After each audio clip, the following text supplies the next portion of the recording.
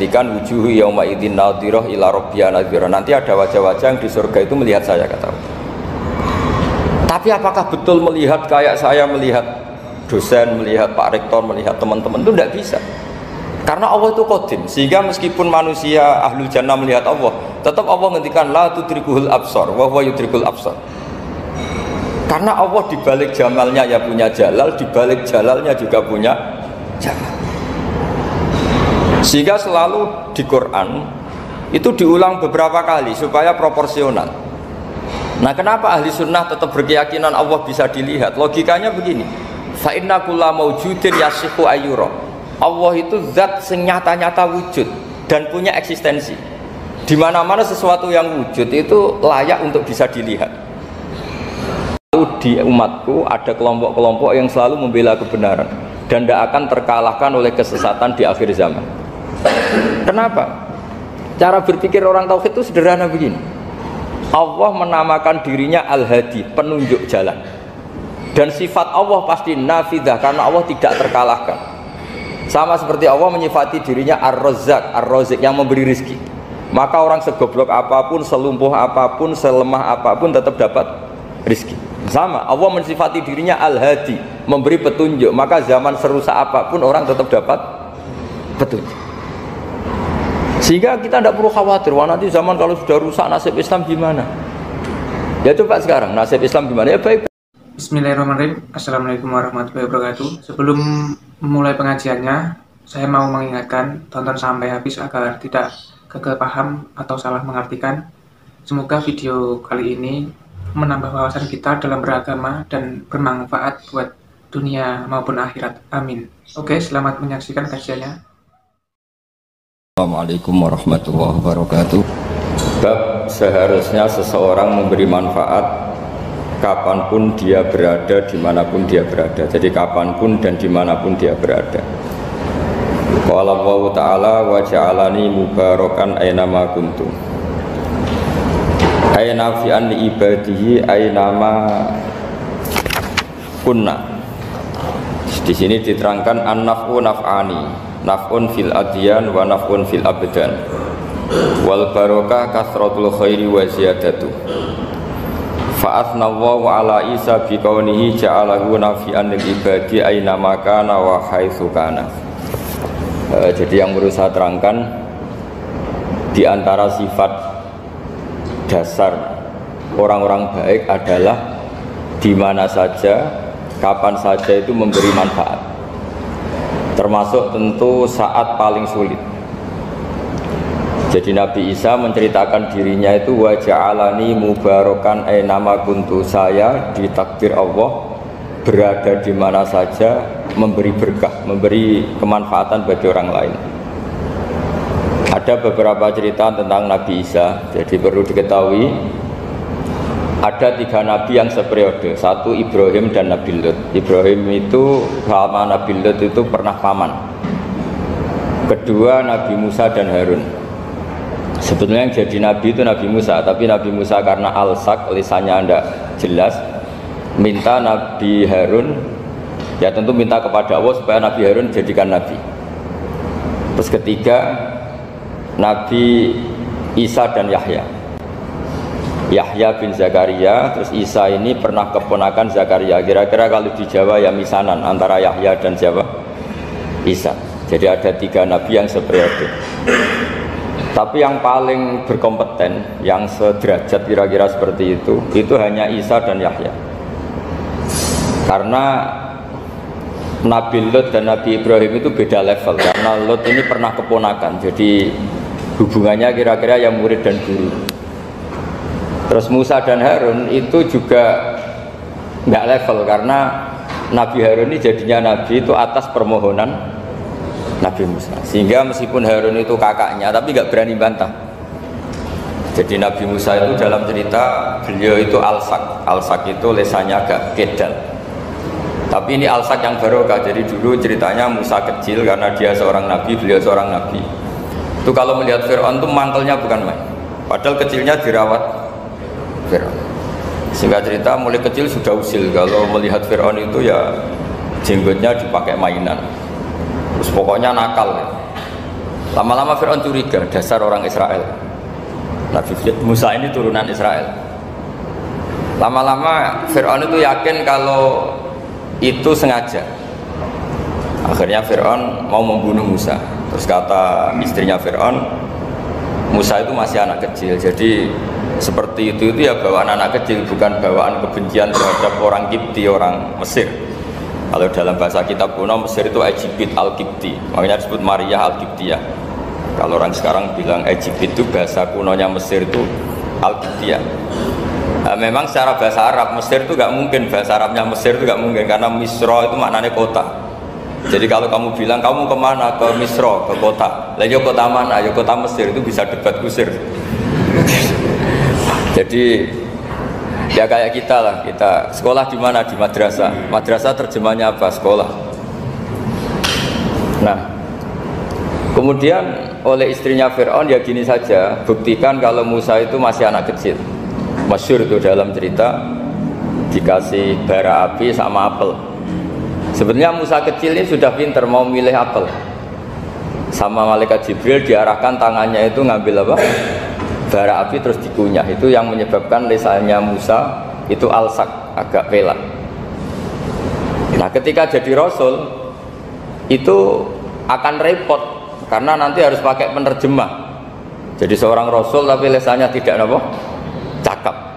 Akhirnya Nabi Musa realistis ngendikan ketika diutus, wa akhi Harun wa afsahu minni lisanan fa arsilhu ma yarid ayyusaddiquni inni akhafu ayyukadzibun. Ya Allah, saudara saya Harun itu lisannya lebih fasih, tolong jadikan dia rasul sebagai penguat saya. Akhirnya Allah mengabulkan doanya Nabi Musa, kemudian Harun dijadikan sebagai apa? Rasul. Sehingga meskipun satu angkatan, Harun dan Musa ini enggak level. Artinya enggak level itu ya Harun yang takut Musa. Terus ketiga ini Nabi Yahya dan Nabi Isa. Ini umurnya ya seangkatan, kecerdasannya, jadi nabinya sama-sama mulai kecil. Kita tahu Nabi Yahya termasuk yang diberi khitab Allah, ya Yahya khudil kitaba biquwwah wa atainahul hukma sobiyya. Yahya, berpeganglah kitab secara kuat dan dia saya kasih kenabian ketika kecil. Sama dengan Nabi Isa yang disebut wa yukallimun nasa fil mahdi wa kahla. Sehingga karena selevel, dua nabi ini menjadi figur besar dalam manhaj, dalam metode dakwah. Dua, karena masih misanan tadi, kalau Jawa kira-kira mirip misanan. Dua nabi ini kalau memilih satu kampung, itu kalau Nabi Yahya itu milih kalau singgah di satu kampung, Nabi Yahya mesti tanya, orang sini yang paling soleh siapa, yang paling baik siapa. Ya terus singgah atau nginap di rumahnya orang baik tadi. Tapi kalau Nabi Isa enggak, orang sini yang nakal siapa, yang paling beling siapa. Terus Nabi Isa singgah di situ. Akhirnya ada pertanyaan dari Nabi Yahya, lima tanzilu ala syirarin nas, kenapa kamu selalu singgah di orang-orang nakal? Syiror itu orang-orang nakal. Masyhur itu Nabi Isa menjawab, ana tabibun udawil mardo. Di mana-mana Nabi itu ibarat seorang dokter, kerjaannya tentu menyembuhkan orang-orang yang apa? Sakit. Jadi dua Nabi ini sering berdebat, tentu debat yang baik, dan itu menjadi cara Jawa itu punjeri ilmu. Jadi manhaj ilmu besar antara Yahya dan Isa. Begitu juga Nabi Yahya itu kelihatan agak rileks, panik, saking takutnya sama Allah. Kalau Nabi Isa itu rileks, pokoknya kumpul orang-orang nakal itu ya rileks. Akhirnya ada dua pertanyaan sekaligus nanti jadi dua manhaj. Kenapa kamu sering masam itu, sering kalau bahasa Arab itu abasa ya. Terus yang Nabi Yahya balik bertanya, kenapa kamu sering senyum, sering tertawa? Kenapa memangnya? Terus ka'annaka ta'manu min makrillah, kamu sering senyum kayak kami sudah terbebas dari azab Allah, dari ditegur Allah, seakan-akan kamu orang paling benar yang nggak akan salah. Nabi Isa balik tanya, sama kamu sering masam, sering merem, ka'annaka taqnatu min rahmatillah, seakan-akan kamu putus asa dari rahmatnya Allah. Sehingga kemudian itu jadi manhaj besar. Kalau terlalu senyum ya dianggap orang yang kayak nggak punya perasaan dosa gitu. Tapi kalau terlalu masam, terlalu merenggut, seakan-akan rahmat Allah itu terbatas, sehingga seakan-akan Allah itu rahmatnya nggak cukup lah untuk mengelola manusia ini. Sehingga itu jadi metode besar yang masyhur itu dalam sebuah hadis Nabi ngendikan, ulama ummati ka anbiya Bani Israil. Ulama umatku itu kapasitasnya atau fungsinya atau manfaatnya setingkat nabi-nabi Bani apa? Israil. Karena ketika umat ini nggak ditunggui para nabi setelah Rasulullah SAW, itu yang nunggui hanya ulama. Tapi ulama ini sudah cukup mewakili para nabi Bani Israil. Dan banyak syurahul hadis, para penyarah hadis mensarahkan, Nabi tidak ngendikan ulama ummati kamisli seperti saya, tapi ka'ambiyai Bani Israil, bagaimana nabi-nabi Bani Israil. Nabi Bani Israel itu macam-macam, termasuk ada yang tidak nikah, yaitu yang bernama Yahya dan Isa. Delala umatnya Nabi itu ada orang alim alamah yang ilmunya melegenda, yaitu namanya Imam Nawawi. Itu tidak nikah sampai kabudut. Meskipun dalam ajaran syariatnya Nabi an-nikah sunnati, tapi selalu ada orang yang ditakdir tidak nikah karena masyhur, karena sibuk ngurus ilmu.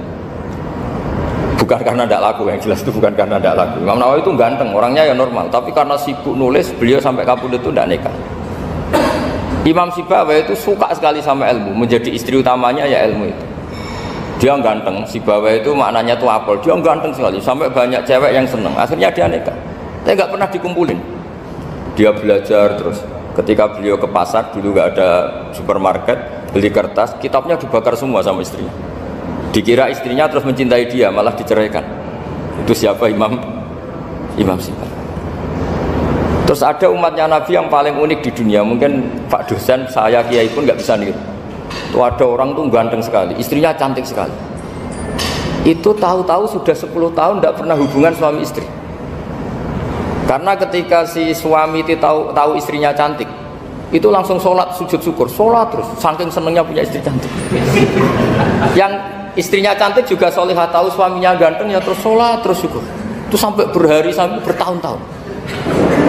Terus ketika ketemu, cocokan, dek kita sudah nikah berapa? Terus dilihat, kayaknya sudah 10 tahun, tapi tidak pernah hubungan. Oh itu nggak kebayang, itu ganteng sama cantik. Kalau jelek sama jelek itu mungkin. Yang satu bilang naudzubillah, satu itu kan nunggu rafa saja. Ini nggak ganteng sama cantik. Nah kenapa kualitas ulamanya Rasulullah itu bisa seperti Nabi Bani Israel? Karena agama ini, umat ini sudah ada ditunggui para nabi. Sehingga mau tidak mau kualitas ulama, alhamdulillah barokahnya Nabi itu berkualitas kayak nabinya Bani Israel.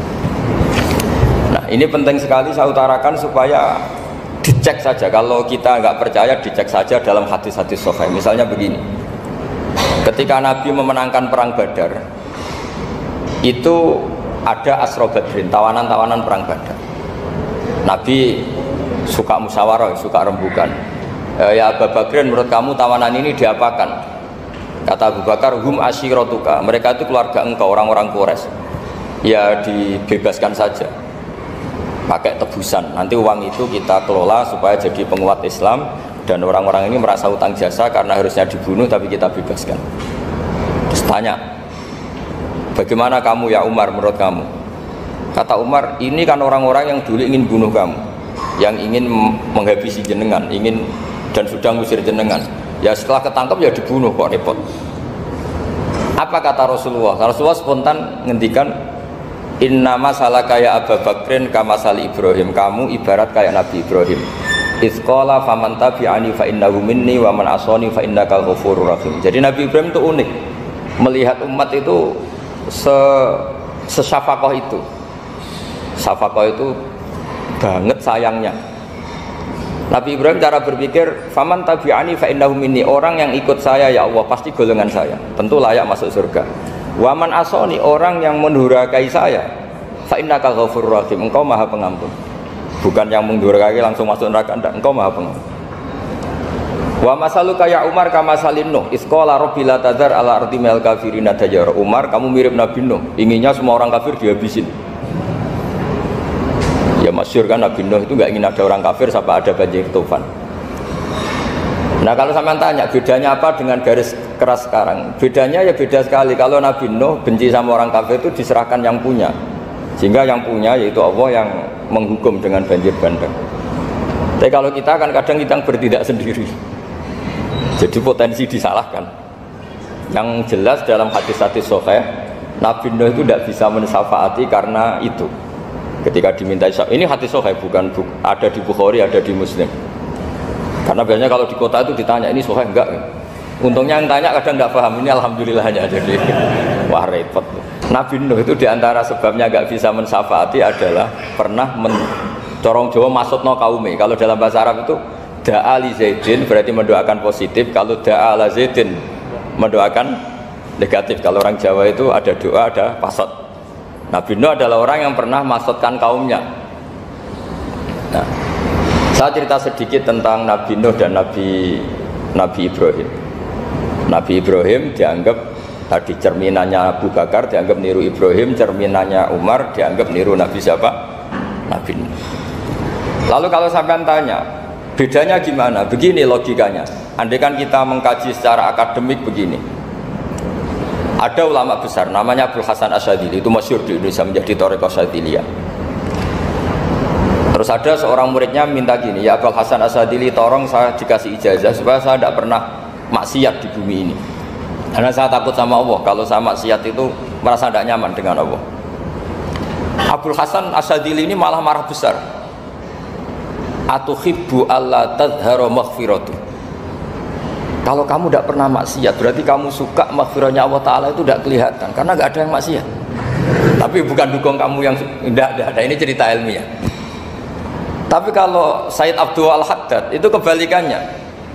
Ada orang fasik itu hidup berkeliaran, mengganggu masyarakat, ganggu ketertiban agama. Ada kiai atau siapa gitu mendoakan supaya tobat atau dikasih panjang umur supaya nanti bisa tobat. Itu beliau Said Abdul Al-Haddad marah besar. Man da'a li fasikin bil baqa faqad ahabba ayyusawahu fi ardi. Orang yang mendoakan orang fasik hidup berarti dia suka Allah dimaksiati di buminya. Jadi akhirnya jadi kutub besar, yang satu Sadziliyah, yang satu Haddadiyah. Kenapa ya? Karena tadi yang satu cerminan Nabi Isa, yang satu cerminan Nabi Yahya. Sebagaimana sabda Rasulullah tadi, apa ulama ummati ka anbiya'i bani Israil. Juga masyhur dalam aplikasi pengajaran juga gitu. Masyhur sekali dalam kitab-kitab diceritakan. Kalau Said Abdul Al-Haddad, kalau ada orang sowan itu, kamu ngaji sama siapa? Sama si A gitu. Pernah nangis gak pas ngajar? Gak pernah. Udah gak terus, gak usah diterusin ngaji orang seperti itu. Hatinya atos ya, wong ora iso nangis gitu. Tapi kalau Abdul Hasan Asyadzili kebalikan, kamu ngaji sama siapa? Sama si A gitu. Pernah tertawa enggak kalau ngaji? Enggak pernah. Udah, enggak usah ngaji sama orang itu. Orang enggak bisa syukur. Jadi itu manhaj besar. Nah, akhirnya orang-orang kayak kita ini enggak jelas semua. Nangis ya bisa, syukur, guyu ya bisa. Cuma celakanya kalau kita nangis karena tidak punya uang, kalau guyu karena punya uang, itu masalahnya. Tapi kalau wali-wali dulu enggak. Kalau senyum ya karena saking yakin rahmatnya Allah itu wasiat rahmatu. Kalau nangis ya karena takut azabnya Allah. Kalau kita kan enggak, sangat-sangat materialistik. Ini yang membedakan kita. Sebenarnya nangis dan senyum itu satu keharusan, karena Allah punya madharul jalal. Ketika Allah dengan sifat keagungannya, maka kita ini coro Jawa serako bersenyum. Tapi Allah itu kadang sebagai madharul jamal, adanya satu keasikan. Sehingga yang merengut itu yang salah. Makanya dalam ilmu tasawuf, kutub wali itu hanya dua, Allah dengan madharul jalal, dengan Allah yang madharul jamal. Contoh madharul jalal misalnya gini, ketika Nabi Musa ingin melihat Allah, saking kangennya ingin melihat Allah, Robbi arini anzur ilaik, ya Allah saya beri hak untuk melihat engkau. Allah dengan jalalnya gini, Allah itu qadim, superior, tentu gak layak tersentuh barang hadis itu makhluk. Sehingga ketika falam mata jalla rabbuhu lil jabali ja'alahu dakka wa kharra Musa sa'iqa. Sehingga enggak levelnya, apapun hebatnya Nabi ini tetap makhluk, sementara Allah itu qadim.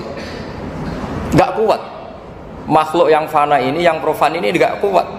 nggak kuat menampung zat yang qadim, yang superior, sehingga gunung pun hancur. Nabi Musa pingsan. Tapi ketika Allah dengan Madharul Jamal, Madharul Jamal itu Allah dengan keindahannya, dengan kasih sayangnya, memberi hak makhluknya untuk melihat.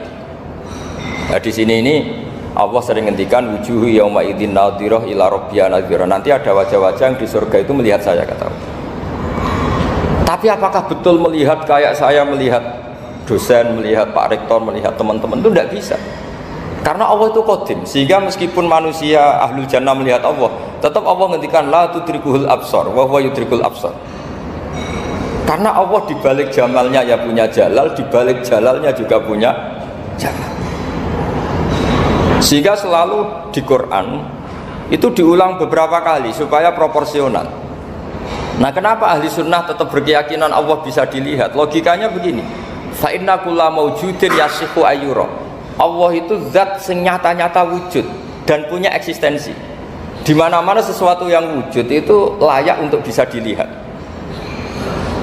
Lalu pertanyaannya gini, kenapa kita tidak bisa melihat sekarang kok nunggu di akhirat? Karena mata kita sekarang itu profan, fana. Sementara kita setelah di surga, tubuh kita didesain abadi. Ya, saya ulang lagi ya, setelah kita di surga, semua fisik kita ini didesain abadi. Tentu karena desainnya sudah abadi, layak melihat zat yang abadi. Tapi pertanyaannya, kenapa tidak bisa ikhatoh, tidak bisa melihat sampai faham, la tudrikul absar? Karena abadi kita itu diabadikan. Sebagaimana surga abadinya diabadikan, neraka ya diabadikan. Sementara Allah abadi dengan dirinya sendiri, yaitu Al-Qayyum, atau dalam bahasa ngajinya Qiyamuhu binafsi. Nah, lalu pertanyaan, makanya Mu'tazilah itu menentang betul kalau orang di surga bisa melihat Allah. Cara berpikir Mu'tazilah, melihat itu artinya yang dilihat ada arahnya, sementara Allah terbebas dari arah. Tapi kata ahli sunnah, cara berpikir tidak seperti itu. Melihat itu pokoknya tahu. Nah, tahu karena mata itu karena kita ditakdir tahu itu karena mata. Sebetulnya yang menjadikan tahu itu tidak mata. Ya kalau tahu ya tahu saja, bukan harus pakai mata. Itu cara berpikir ahli sunnah wal jamaah. Jadi sabri ya, bocoran ya.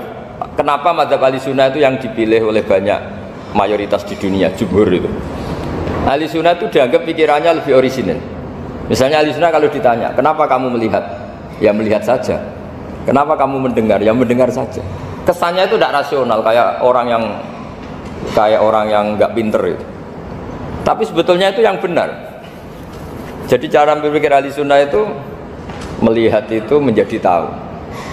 Menjadi tahu itu bisa karena mendengar, bisa karena melihat, bisa karena dikasih tahu, bisa karena bersentuhan. Sebab itu di Quran itu ada ayat ala ya'lamu man khalaqa, bukankah zat yang menciptakan itu menjadi tahu. Sehingga kenapa Allah itu selalu tahu? Karena Allah yang menciptakan. Kalau kamu tahu karena mata, sekali itu jauh, maka kamu tidak melihat. Atau kamu sekarang buta, kamu tidak melihat. Atau tertutupi barang itu, maka kamu tidak melihat. Tapi kalau kamu tahu karena kamu menciptakan, maka akan melihat terus. Misalnya saya ini tukang batu. Saya ingat betul ketika saya bangun Monas, itu pulpen saya tak tanam di dalam Monas. Saya ingat betul kalau pulpen saya warnanya putih, tak tanam di Monas 2 meter dari pondasi. Setelah saya pulang ke Jogja ditanya, di dalam Monas ada apa? Ada pulpen, posisinya 2 meter dari pondasi. Kenapa saya tahu? Karena saya yang menciptakan. Nah, karena menciptakan ini sehingga tahu saya akan terus menerus. Tapi kalau tahu karena mata, sekali barang itu tertutupi, nggak tahu. Misalnya saya tahu jenengan karena dekat sekali jenengan kemana-mana, saya sudah tidak tahu. Tapi kalau saya menaruh sesuatu di tubuh Anda, sehingga kamu kemana-mana tetap tahu bahwa barang itu ada di tubuh Anda. Nanti kalau ada yang protes, tapi bisa saja Gus barang itu dicuri orang, kemudian Anda tidak tahu. Yang menjadi tidak tahu karena saya sudah tidak menciptakan suasana itu. Selagi saya yang menciptakan, maka akan tahu terus. Nah, tapi karena Allah ini menciptakan semua yang ada di bumi, maka Allah tahu terus. Jika Allah tahu cara bikin kuman, terus tahu bahwa manusia itu punya kuman, kumannya punya organ, organnya juga punya kuman. Gak kebayang. Kamu bayangkan kayak, makanya Allah itu kalau cerita sederhana, innallaha la yastahi ayyadriba matsalam ma ba'udatan fama fawqaha. Allah itu tidak malu bikin perumpamaan nyamuk, karena nyamuk itu lebih dahsyat dibanding gajah. Para pematung itu disuruh bikin gajah masih mampu, bikinkan patung gajah mungkin masih sanggup. Tapi kalau tak suruh bikin patung nyamuk, nggak usah bikin hidup, patungnya saja sekecil itu. Padahal nyamuk kecil itu punya organ tubuh. Lalu bikinnya organ tubuh nyamuk itu kayak apa sih? Organnya punya kuman, kumannya punya organ, organnya juga punya kuman. Sehingga orang-orang alim itu baca nyamuk itu lebih jadi ayat Allah ketimbang melihat dinosaurus. Tapi sekarang orang itu nggak tertarik ceritanya. Jadi beda perasaannya orang alim sama orang awam. Kalau orang awam tuh melihat mukjizat kan yang dasar-dasar kayak dinosaurus, gajah, wow gitu. Kalau orang alim nggak, malah melihat nyamuk. Nah, kealiman seperti itu terjaga di umatnya Muhammad, di umatnya Rasulullah Muhammad SAW. Karena ketika umat ini nggak ditunggui para nabi, itu Allah menjamin Muhammad, ulama umatmu nanti punya kemampuan seperti nabi. Tentu tidak dalam keutamaan ya, keutamaan tentu nggak sekelas sama nabi. Kenapa itu terjadi? Karena tadi para nabi ini mewakili sekian karakter. Kalau kita sangat mencintai Indonesia, maka kita akan tegas siapapun yang ingin menghancurkan Indonesia. Itu kira-kira cerminan Nabi Nuh. Kalau kita sangat mencintai Allah, maka kita akan benci sebenci-bencinya sama orang yang mendurhakai Allah. Tapi masalahnya, Allah yang kita cintai itu memaklumatkan diri kalau bersifat Ghafur, pengampun. Jika kalau kita terlalu kasar, ini kan yang kita cintai bersifat Ghafur kok kita kasar. Di sini Nabi Ibrahim, beliau sangat mangkel sekali sama yang durhaka sama Allah. Tapi mau mangkel gimana? Zat yang mengajarkan itu bersifat Ghafur. Maka kita mau tidak mau, makanya ada riwayat mengatakan takhallaku bi akhlaqillah, kamu bertata krama kayak akhlaknya Allah. Akhirnya ya sudah, kita mau apa coba? Kira-kira kalau kamu mencintai seseorang, itu potensinya kan dua, protektif. Ada telepon, itu dari siapa? Cewek atau cowok? Protektif. Itu bukti cinta atau bukti suudon? Kan tidak tahu. Tapi misalnya kamu cinta perempuan terus WA-an sama lelaki gak apa-apa, jalan sama lelaki gak apa-apa, sama masa lalunya pacarnya juga gak apa-apa. Itu cinta apa pembiaran? Kan sama-sama gak jelas. Nah kira-kira mencintai Allah itu kira-kira analoginya seperti itu. Kalau yang satu protektif, Allah harus zat satu-satunya yang disembah, nggak boleh didurhakai, nggak boleh dikhianati kok. Sehingga ini sangat keras sekali. Nah, ini Nabi Nuh. Di sini ada Nabi Ibrahim, karena orang yang zat yang kita cintai bersifat Ghafur. Jika kalau kita terlalu tegas, beda dengan sifatnya Allah yang bersifat Ghafur. Nah umatnya Nabi seperti itu mulai dulu. Ada yang moderat, ada yang keras, ada yang setengah keras, setengah moderat. Ada yang ngambil sikap, oh udah mangan turu, ngenteni mati. Nah, itu lebih baik itu timbang punya istihad tapi gak jelas, mendingan. Itu ada riwayatnya. Suatu saat ibadah akhir umatku terbaik adalah tidur. Maksudnya tidur itu gak ngambil sikap, masyhur itu. Saya beri riwayat yang ada di Bukhari Muslim. Satakunu fitanun al-qa'id fiya khairun al-qa'im wal-qa'in fiya khairun al-masi wal-masi fiya khairun nasai. Nanti di akhir zaman itu banyak fitnah, kata Rasulullah. Yang duduk lebih baik ketimbang yang berdiri, yang berdiri lebih baik ketimbang yang jalan biasa lebih baik ketimbang yang jalan bergegas. Man tasyarrafa laha tastasrifu. Fitnah itu adalah siapa yang terlibat maka akan semakin parah. Sehingga semenjak itu ulama berpikir nanti di akhir zaman kalau ada fitnah, itu sebaiknya orang ngambil sikap sepasif-pasifnya, secuek-cueknya. Jadi semua syurahul hadis sepakat makna hadis ini apa? Orang disuruh sikap secuek-cuek. Misalnya pilihan presiden, contoh kecil pilihan presiden. Mungkin para intelektual nggak merasa, tapi kalau ulama itu cara berpikir beda. Pilihan presiden, kamu fanatik milih A, yang satu fanatik milih B, ya presiden atau bupati atau gubernur. Terus yang satu bilang gini, wah kalau nggak di presideni A, nggak di bupati A, nggak di gubernuri A, negara ini rusak. Mungkin betul dari segi jejak rekamnya A ini bagus. Tapi pertanyaannya secara tauhid, bagaimana Anda menggantungkan kesejahteraan sama makhluk? Kamu nggak pernah terusik begitu kan para intelektual? Melukai. Bagaimana mungkin Anda menggantungkan kesejahteraan dengan seorang makhluk? Wah kalau di presiden A pasti Indonesia makmur, kalau bupati A pasti Sleman makmur, pasti Bantul makmur. Bagaimana mungkin makhluk yang sedang soleh kamu pastikan selalu soleh? Wong dia makhluk bisa berubah. Sementara yang B misalnya fasik, wah kalau dipimpin B pasti rusak negara. Bagaimana kamu pastikan B yang fasik selalu fasik? Biar aja dia husnul khotimah. Yang fasik pas mimpin jadi soleh, yang soleh pas mimpin jadi fasik.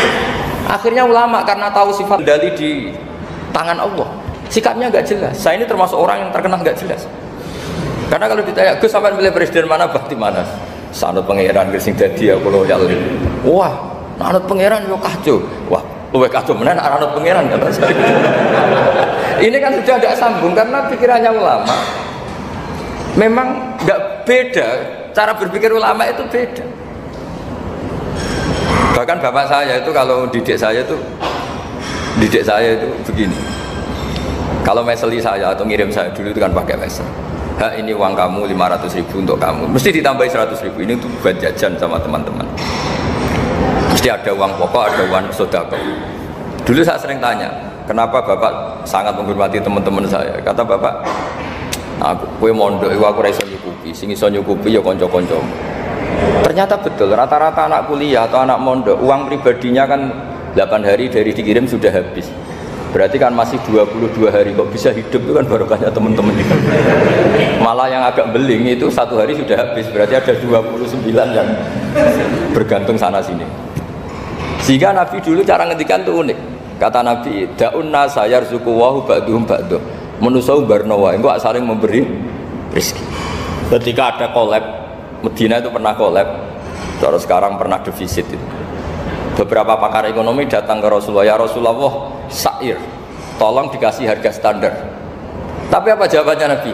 La tusa'iru fa inna Allaha huwal musa'ir. Kamu jangan kasih harga, Allah sendiri yang menentukan harga itu. Terus kata Nabi, kenapa engkau begitu ya Rasulullah? Ini negara harus ditentukan harga karena gini-gini. Kata Nabi, saya tidak ingin ketemu Allah dalam keadaan dolim. Tapi ini tentu di teori ilmu modern ini masalah. Tapi menurut orang modern. Tapi kalau menurut ilmu hakikat itu nggak akan masalah. Misalnya, kenapa Nabi tidak menentukan harga dalam keadaan negara seperti itu? Jawabannya pakar-pakar hakikat, ya saya ulang lagi pakar-pakar hakikat begini. Misalnya ada orang menimbun supaya nanti harganya mahal, ya. Terus ditimbun terus sampai nunggu harganya mahal. Lama-lama dia sadar kalau timbunannya nggak ada gunanya karena ternyata orang nggak beli. Ketika orang tidak punya kemampuan beli, yang menimbun juga tidak punya uang. Nah, tapi kalau sampean tanya, tapi Gus nak tuku barang pokok kan kita mati karena kehabisan stok. Itu masalah tauhid Anda. Bagaimana mungkin kamu membayangkan seorang makhluk tidak bisa hidup atau tidak dapat rezeki?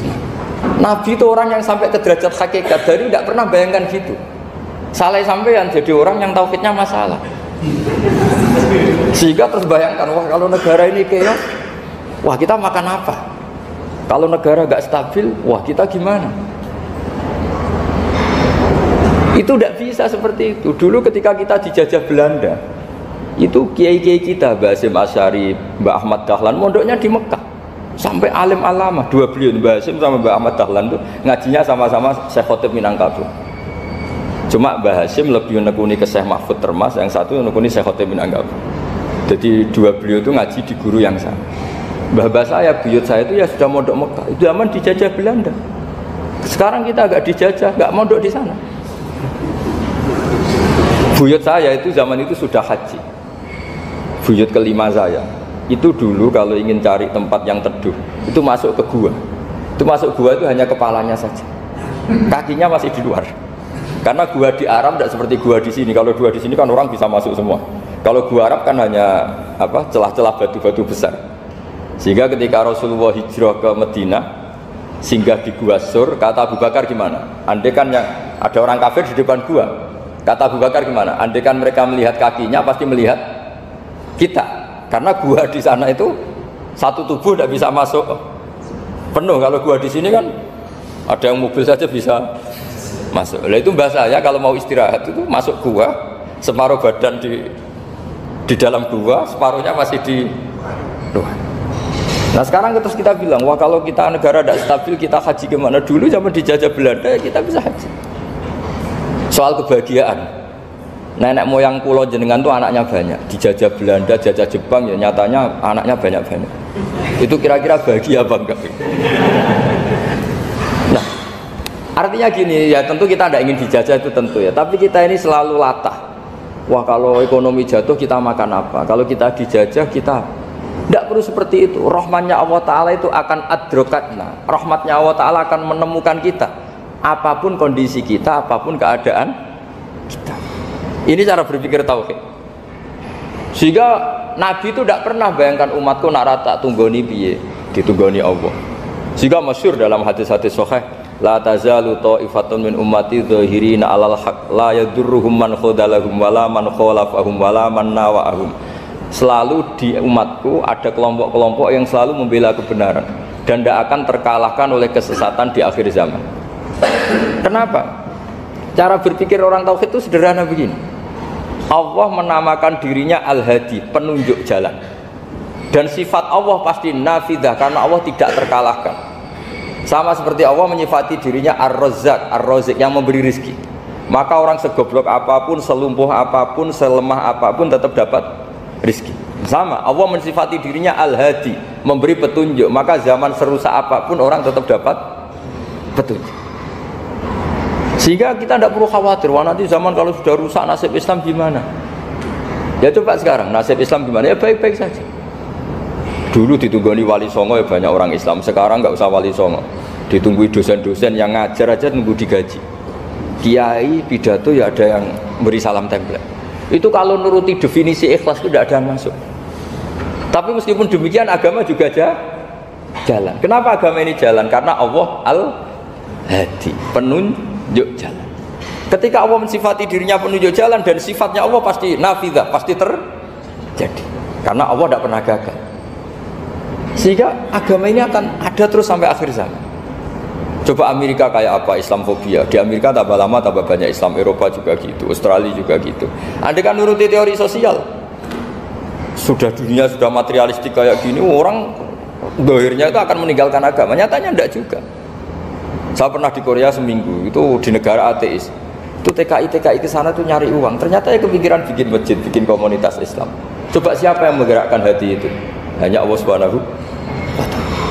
Ya, jadi cara berpikir tauhid saya ulang lagi, saya mohon sekali di pengajian ini saya cerita wajah alani mubarakan aina ma kuntu. Jadi cara berpikir sekian nabi, terus kita punya karakter tertentu, kita milih nabi ini itu sah.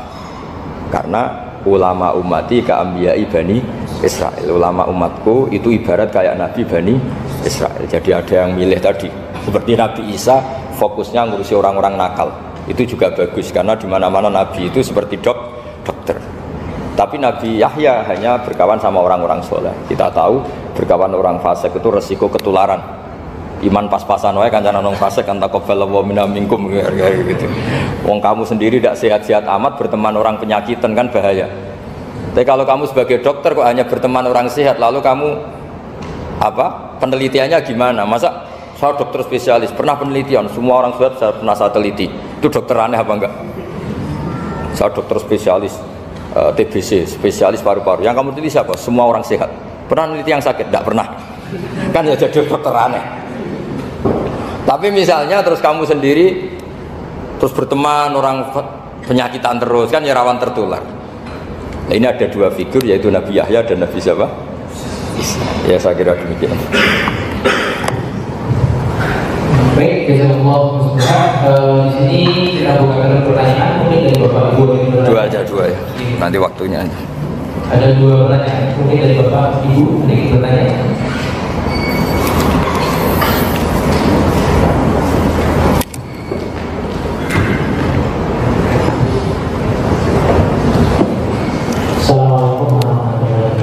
Assalamualaikum warahmatullahi wabarakatuh. Saya akan bertanya kajian yang kemarin. Ya. Kemarin saya mengatakan bahwa kalau berdua itu sedikit-sedikit saja pokok saja gitu.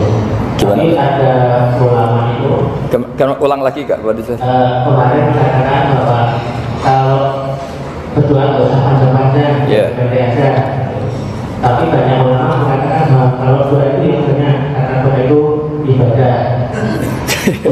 Rukuni asal berlaku. Terus banyak ulama itu yang mengatakan mukul ibadah, doa itu intinya dari ibadah. Itu gimana? Oh iya. Udah ini gak apa-apa di sini aja. Jadi jelas ya, ada ayatnya ud'u rabbakum tadarru'aw wa khufyah. Terusannya apa? Innahu la yuhibbul mu'tadin. Kalau kamu berdoa itu yang tadarru'. Tadarru' itu ya yang sangat sopan, wa khufyah secara diam-diam atau secara enggak berlebihan. Terusannya ayat innahu la yuhibbul mu'tadin. Allah itu tidak suka orang yang melewati batas. Itu termasuk melewati batas dalam doa karena ada unsur mendikte Allah. Saya memberi contoh tadi, misalnya kita sebagai cowok berdoa, ya Allah saya ingin punya istri cantik, sholihah, nasabnya baik, nggak pernah cerewet, nggak pernah apa. Itu kan nanti nyarinya juga susah. Nanti kalau Allah menjabatkan itu adanya di surga, ning donya ora payu rabi, kira-kira. Ya itu sudah berlebihan. Terus kalau ada ulama mengatakan doa itu mukhul ibadah, itu maksudnya gini, doa itu bukti kita minta, minta itu bukti kita lemah. Dan merasa lemah itu sudah bagian dari ibadah. Makanya masyhur itu syairnya Abdul Al-Haddad itu, fadu'ai wabdihali dalilun li fiftikori itu. Jadi saya berdoa itu hanya sebagai bukti saya butuh Allah. Saya sendiri tidak punya kepentingan mustajab apa enggak.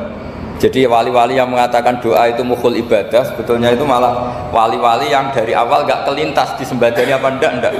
Butuhnya dia itu menunjukkan bahwa saya ini lemah. Buktinya posisinya minta. Itu yang dimaksud mukhul ibadah. Tapi kalau kita berdoa terus posisi kita protes, katanya kamu baik ya Allah, engkau baik, ternyata enggak juga. Buktinya semua doa saya enggak kamu kabulkan. Wah, ini malah doa kriminal jadinya. Jadi yang dimaksud mukhul ibadah itu doa itu bukti minta, minta itu bukti lemah. Makanya ada syairnya Abdul Al-Haddad masyhur, fadu'a ibadihali dalilun li fiftikor. Jadi saya minta engkau ya Allah itu bukti saya butuh. Jadi itu bukan dua hal yang harus dipertentangkan. Jadi kalau doa dikatakan apa? Ibadah karena di doa itu minta. Nah, minta itu bukti merasa kita lemah. Berarti kita sa'il, Allah mas'ul. Kita minta, Allah yang kita mintain. Kita menengadah, Allah yang berposisi memberi. Itu saja sudah cukup sebagai ibadah. Meskipun doa kita tidak mustajab. Karena memang tadi seperti itu. Kalau di ilmu-ilmu tasawuf itu apa ya, doa itu memang benar-benar sudah mukhul ibadah karena tadi perasaan merasa butuh sama Allah itu. Nah, merasa butuh itu, nah kalau kita berdoa merasa butuh sama yang kita minta, itu dalam ilmu tasawuf sudah kriminal. Berarti kamu lebih butuh makhluknya. Misalnya begini ya, saya ingin punya rumah bagus, terus setelah punya rumah kredit saya utangnya banyak. Sebetulnya saya itu tidak pernah ingat Allah. Gara-gara utang banyak, kredit jatuh tempo, terus melibatkan Allah. Ya Allah, saya ini utang banyak ini, terus tolong dibayar. Sebetulnya saya itu ingat utang, cuma Allah tak libatkan kan gitu. Lah itu tidak akan jadi wali. Yang jenis ini tidak akan jadi wali. Saya ingin jadi dosen, melibatkan siapa ya nanya? Melibatkan Allah, terus malam-malam bangun melibatkan Allah. Itu artinya apa? Kamu itu lebih ingin yang kamu minta ketimbang ingin Allah. Kalau wali itu enggak gitu, kangen Allah, terus tahu Allah itu zat pemberi, karena tahu Allah zat pemberi terus minta. Maka yang dikangen itu ya Allahnya dulu. Kalau kita kan enggak, punya kasus dulu, punya keinginan banyak dulu, baru ingat siapa yang bisa ya. Oh Allah, terus Allah kita libatkan. Ya untungnya Allah baik, mau ramal utang bukan mikir, untungnya Allah tidak jawab itu. Jadi itu bedanya wali. Kalau wali itu kangen Allah dulu, baru minta. Kalau kita enggak, banyak masalah dulu, baru melibatkan Allah. Nah yang jenis ini itu bahaya, kalau enggak disembadani mesti ngomel ya. Gusti katanya kalau yang minta kamu kabulkan, ternyata ini enggak. Nanti kalau Allah jawab, kamu itu tidak kangen saya, kamu itu kangen uang, kangen perempuan cantik yang kamu inginkan, terus kamu melibatkan saya. Urusannya apa saya dengan itu? Pak, makanya tidak usah nuntut karena awalnya sudah salah.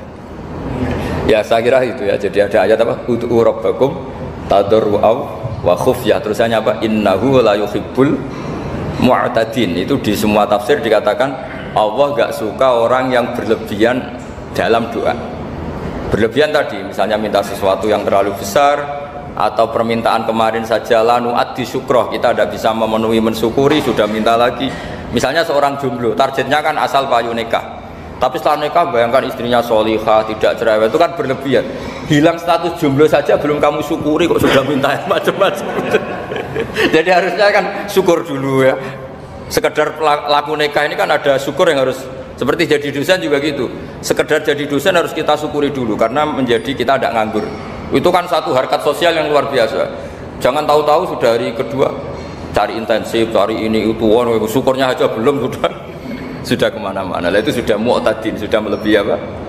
Batas. Ya saya kira demikian. Satu lagi. Iya, satu. Iya. Assalamualaikum warahmatullahi wabarakatuh. Kami melihat bahwa semua perubahan ini itu alumni-alumni penolak perubahan yang bisa. Namun apa yang terjadi, mereka sebenarnya itu sudah pekerja. Nah, karena saya karakter saya seorang guru ini, saya tersadar beberapa tahun kemarin, maka saya menemukan sebuah pendidikan yang saya anggap itu revolusi pendidikan, yaitu pengetahuan itu adalah itu alumninya kalau nggak menjadi jadi dia menjadi pengusaha rata-rata itu, padahal itu sekitar kesampaian. Nah, jangan-jangan di pendidikan kita ada satu kesalahan dalam kurikulum. Bisa jadi yang tadinya skripsi berarti sudah nasional atau membuat buku bersama apa-apa. Ini cara pandang Ustaz bagaimana? Apakah pendidikan kita bagaimana? Karena terus terang kita melahirkan beberapa anak pukul itu tapi dia harapannya kerja. Beda dengan dia Jerman dengan gaya yang lain. Dia pasti multi jadi dia juga cari, dia juga bekerja. Nah, apakah ada apa itu yang perlu kita lihat? Terima kasih. Assalamualaikum warahmatullahi wabarakatuh. Bisa ngulang?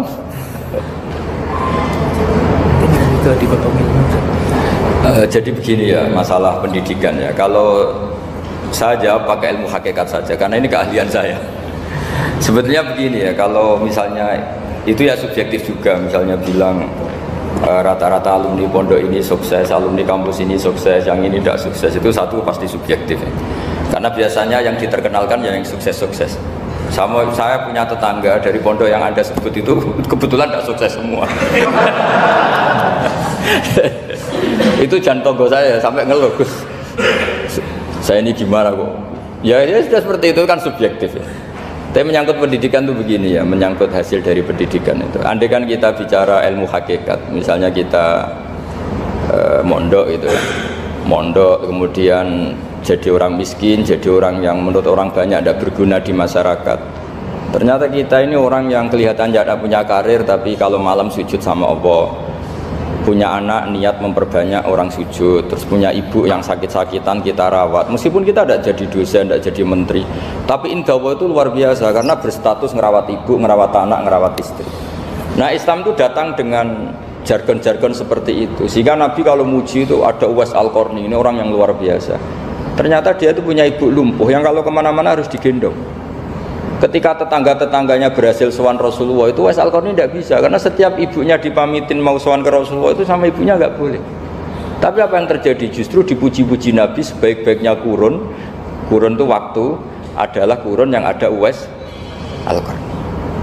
Saya punya teman, ini kisah nyata, saya berkali-kali ngisi ngaji di komunitas ulama. Ini mungkin tidak bagus untuk kampus, tapi harus saya utarakan supaya ya kita evaluasi. Saya bilang gini, saya ini jadi kiai itu sering iri sama orang goblok. Orang goblok itu barokah kata saya gitu. Itu kiai-kiai kaget semua karena saya bilang orang goblok itu barokah. Saya beri contoh gini, misalnya saya pinter, terus juara MTQ, juara hafal Quran atau juara baca Quran secara tartil. Ujung-ujungnya saya dapat hadiah umroh atau apalah, atau hadiah rumah atau apa. Pertanyaannya adalah mendapat. Saya ulang lagi, mendapat. Sementara ada santri yang bodoh, gara-gara bodoh itu dosen UI yang enggak, jadi kiai yang enggak, akhirnya dia jadi bekerja di Korea. Barokahnya bodoh tadi. Karena di Korea melihat orang ateis, akhirnya dia kepikiran bikin masjid. Sebagian gajinya disumbangkan untuk masjid. Ini bodoh pendiri masjid. Tapi kita gara-gara dosen dakwah di masjid, ini pinter dapat uang dari masjid. Nah ini bukan nyindir, ini biasa saja. Ini maksud saya. Maksud saya, kamu jangan ngabaikan hidup. Akhirnya apa yang terjadi? Saya ini punya teman, ini betul. Saya ini kan kecelok dulu tuh Gus Salim. Nasib saya di mana-mana dihormati. Kadang saya merasa dosa. Kok dihormati? Saya punya teman, dulu gobloknya minta ampun, sekolah sekelas sama saya. Gobloknya, soalnya gobloknya harus disepakati sudah. Iya, goblok mujma'alah kira-kira. Singkat cerita, dia itu hidup di pedalaman Kalimantan sekitar tahun 92.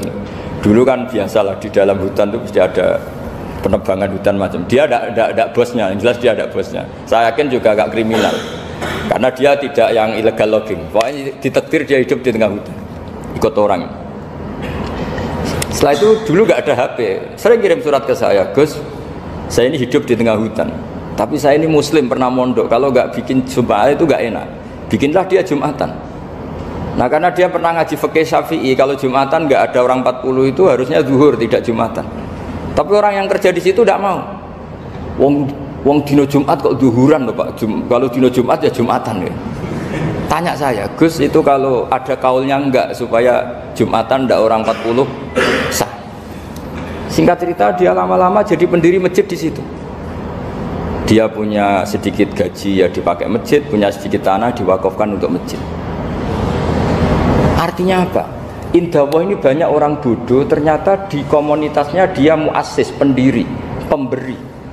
Sementara kita yang kecelok pinter, dapat umroh, dapat bonus. Kira-kira nanti kita ketemu Allah, kamu pernah nyumbang Islam apa? Yang bodoh jawab, oh nanti Gusti bikin masjid di pedalaman.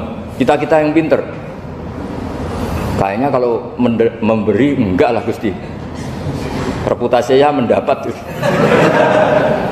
Nah artinya gini, kita jangan mengukur. Makanya Rasulullah itu punya sisi unik. Ini mungkin pelajaran bagi kita semua. Orang-orang Ansor kita tahu semua berposisi memberi Rasulullah. Semuanya orang Ansor ngasih rumah, ngasih tanah. Bahkan bukan sekedar ngasih Rasulullah, ngasih sahabat-sahabat yang dibawa Rasulullah, yaitu orang Muhajirin. Ketika Nabi mengalami sekian kemenangan, futuhat, Nabi bagi-bagi harta itu orang Ansor gak dikasih, sama sekali gak dikasih. Sehingga terprovokasi sebagian, dan tentu sebagian yang muda-muda, masyhur itu, yang terprovokasi yang muda-muda. Ini pelajaran bagi kita. Wah, ini Rasulullah Muhammad mulai tidak fair, yang dikasih orang-orang kafir Quraisy yang barusan masuk Islam. Paling Nabi karena izinnya tonggo, sawak dewi kan kenalan anyar gitu. Jadi dimenangkan sing tonggo, yaitu orang-orang kafir Quraisy yang sekarang baru masuk Islam. Singkat cerita akhirnya Nabi dengar gosip itu, bahwa Nabi dikomentari mulai tidak adil karena memprioritaskan orang-orang Quraisy yang notabene adalah keluarga Nabi, tetangga Nabi, kampung halaman Nabi. Akhirnya Nabi bilang, coba semua orang Ansar kumpulkan di satu kubah, satu khimah besar di Jirona pas itu. Dikumpulkan, terus orang Ansar ditanya, dengar-dengar makolatun balagona angkum, ada satu makalah dari kamu, apa betul itu kamu yang mengatakan? Terus ketua orang Ansar ada yang namanya Sa'd bin Ubadah berdiri. Ya Rasulullah, amadzu ahlamina fala yaquluna syai'an. Orang-orang terpelajar kita ada yang komentar. Tapi yang muda-muda ini memang ngomong seperti itu. Bahwa jenengan sekarang mulai lebih tertarik ngurusi orang-orang Quraisy daripada kita. Terus itu di Jirona. Jirona itu ya kira-kira berapa kilo ya? 40 kilo atau 30 kilo dari Mekah. Zaman itu Nabi posisi di Jirona. Jawabannya Nabi itu unik. Oh iya, kata Nabi. Apa yang dikatakan Nabi? Saya ini Rasulullah, nanti kamu pulang bersama saya. Tapi orang-orang ini, orang-orang Bedui ini, setelah saya kasih kambing, saya kasih unta, mereka pulang. Ama tardona ayarji'an nasu bisyati wal ba'ir wa tarji'una antum bi Rasulillah. Kamu ini nanti mendapat saya ini nanti ikut pulang kamu ke Madinah. Berarti kamu mendapat saya, afdalul khalqi, orang terbaik di dunia. Mendapat sayyidun nabiyyin. Tapi orang-orang yang setelah saya kasih uang itu pulang. Artinya gini, kamu berorientasi mendapat saya apa mendapat uang? Nangis semua orang Ansor, enggak Gusti ya sudah mendapat jenengan saja duit gak nurja. Ternyata Nabi itu mentertawakan sama nyun sewu Arabul Arab, orang-orang bedui-bedui Arab. Ya Rasulullah, ini baru Islam, tolong diservis dong, namanya mu'alaf. Saya baru Islam, tolong diservis toh. Ya Rasulullah, ya sudah kamu ngambil unta ini diambil pulang. Yang satu minta kambing diambil pulang. Terus kata Nabi, kowe seneng duwe kelakuan ngono, ketemu Nabi ra tertarik ngaji. Bar tok duit mulai bar tok duit. Sementara kamu mendapat saya. Intinya Rasulullah ingin mengajarkan ke orang-orang Ansor, kamu dulu tuh heroik. Posisinya memberi untuk Islam, maka heroik kamu tidak akan saya batalkan. Dari mental memberi kemudian ingin mental mendapat. Itu hebatnya Rasulullah. Jadi kalau dalam tradisi sahabat, misalnya saya sering ditolong orang gitu. Kok setelah saya jadi kiai besar atau jadi wapres kira-kira gitu kayak Pak Maruf Amin, itu malah sebaiknya tidak usah balas yang berjasa kalau ini calon wali, karena nggak boleh kebaikan itu dibatalkan dengan mendapat. Ini cara teori politik masalah ya. Tapi kalau teori wali keharusan, masa ngamal kok dibatalkan? Nah, kan ini ngaji, kalau ngaji itu ya daftarnya jadi wali, jangan jadi politikus kan gitu. Jadi ibarat kita, coba sekarang banyak kampung itu geger kan gara-gara itu. Wakifnya masjid itu ikhlas tanah untuk masjid. Lu anak cucunya kok terus ambisi jadi imam, jadi pengurus takmir, padahal tidak layak.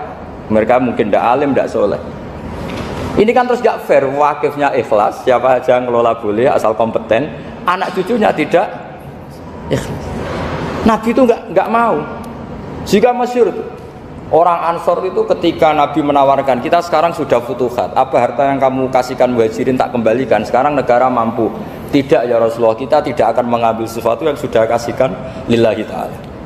Orang muhajirin juga sama, ketika di Ji'ronah di Mekah, ini Mekah sudah kita taklukkan, tanah-tanah yang sekarang dikuasai orang kafir, yang dulu kamu tinggalkan lillah, sekarang bisa kamu ambil lagi, karena sekarang Mekah sudah dikuasai Islam. Kata orang muhajirin apa? Kita tidak akan mengambil sesuatu yang sudah kita kasihkan lillah.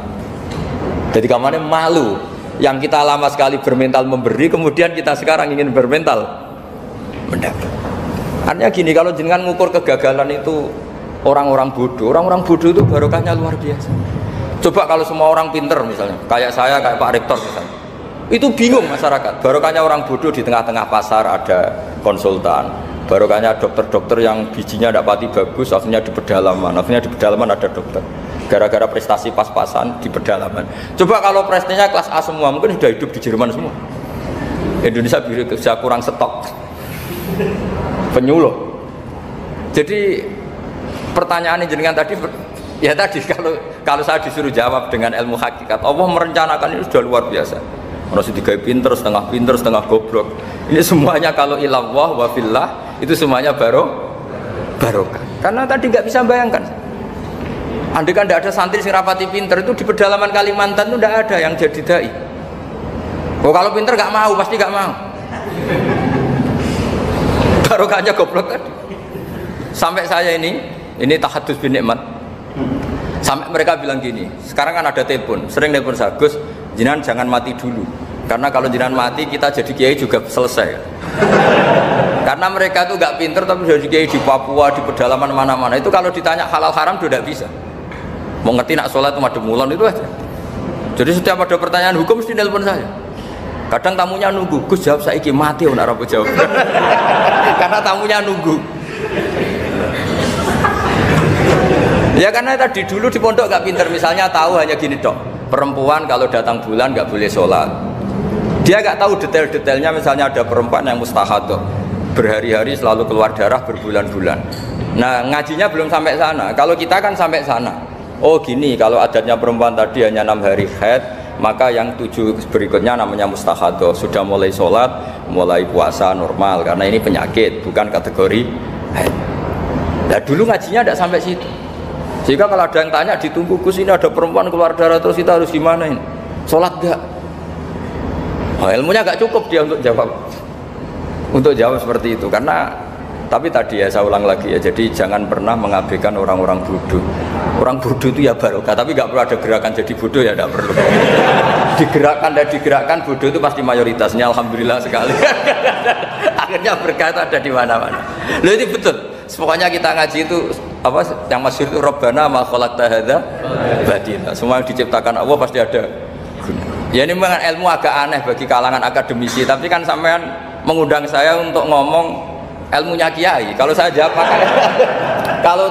pakai standar intelektual kan saya namanya basa-basi. Itu tidak bagus dalam ilmu Islam. Mudahana itu tidak bagus. Karena ini keahlian saya di ilmu hakikat, ya saya jawab secara ilmu hakikat. Terus itu pernah saya diceritani Pak Bintang Pamungkas itu. Itu cerita. Gus Dur juga pernah cerita, banyak yang sejenis itu cerita. Gus Dur kan orang sukses di Jakarta. Itu matur nuwun sama keluarganya yang adiknya yang jadi biasa-biasa saja. Karena akhirnya ada yang ngrumat ibunya. Keluarga Pak Bintang itu banyak yang doktor, profesor. Tapi terima kasih sama adiknya enggak siapa-siapa. Karena barokahnya itu ibunya ngrumat. Coba kalau semuanya dokter, mungkin ingin hidup di kampusmu. Kiai juga gitu. Aduh, kalau ada kiai top, biasanya punya adik yang enggak pati top. Dan kiainya top bisa kemana-mana karena ada adiknya yang enggak top yang ngrumat ibunya, ngrumat anak. Jadi sebetulnya Allah sudah mempersiapkan sedemikian rupa. Tapi kalau kita tidak syukur ya jadi repot. Itu tidak hanya cerita tentang Gus Dur, Bintang Pamungkas, mungkin Pak Jokowi, Pak Soekarno, semuanya sama lah. Pasti dibalik orang top. Alhamdulillah itu dia kajian dari Gus Baha. Semoga bermanfaat dan kita mendapatkan barokahnya. Amin. Tunggu video dari kami bersama Gus Baha. Dan sekian, wassalamualaikum warahmatullahi wabarakatuh.